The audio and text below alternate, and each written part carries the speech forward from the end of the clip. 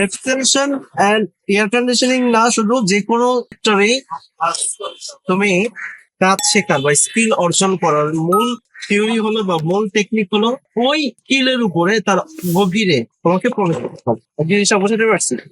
তাহলে তোমাকে কি করতে হবে, যে এর ভিতরে কি আছে, এর ভিতরে কি কি জিনিস দিয়ে বা উপাদান দিয়ে তৈরি করা, এই কথা বুঝতে পারছো?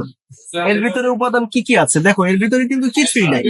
পলিইউরেথেন ফোম, এখানে একটা ইভাপোরেটর টিউব, কন্ডেন্সার টিউব, আর বডিটা, আর ইলেকট্রিক্যাল কানেকশন, কম্প্রেসর। তাহলে তোমাকে প্রত্যেকটা কম্পোনেন্ট সম্পর্কে তোমাকে বিশেষ জ্ঞান অর্জন করতে হবে। বিশেষ জ্ঞান কোনটাকে বলতেছে?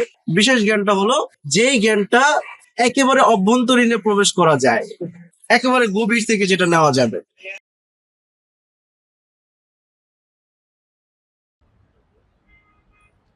দক্ষ হয়ে বিদেশ যাব।